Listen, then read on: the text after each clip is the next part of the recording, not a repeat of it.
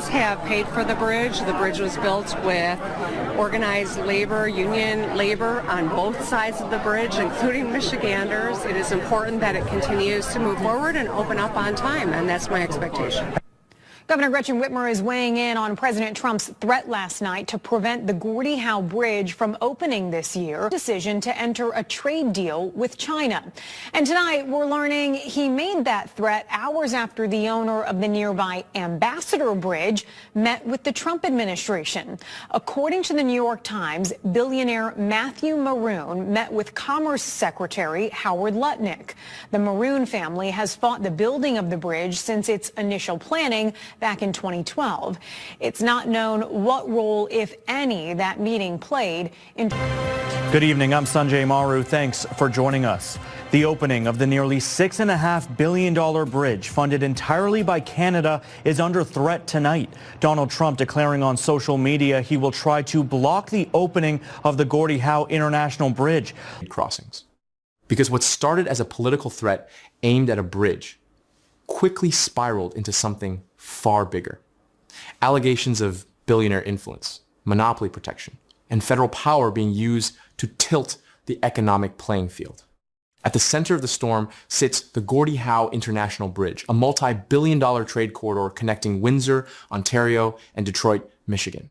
Built to handle thousands of trucks a day, the crossing is designed to strengthen supply chains, cut congestion, and add redundancy to one of the busiest commercial arteries in the world. But the fight surrounding it isn't just about infrastructure. It's about control.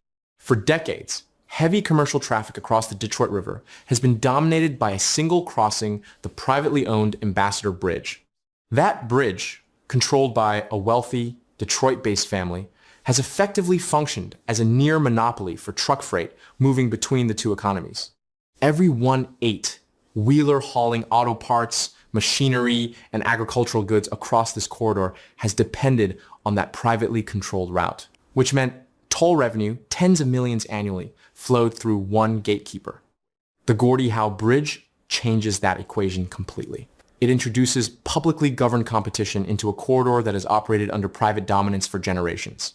More lanes, direct freeway connections, faster customs processing, and most importantly, an alternative route that breaks single bridge dependency. For monopoly holders, that's not just competition, it's revenue erosion. And that's where the political controversy ignited. Reports surfaced that the owner of the existing bridge held a private meeting with a senior government official, a meeting that immediately raised red flags among lawmakers, monitoring infrastructure policy and cross-border trade. The concern wasn't casual lobbying, it was timing. Because not long after that discussion, Donald Trump publicly signaled he was considering blocking or interfering with the new bridge's opening. To many in Washington, that sequence set off alarm bells.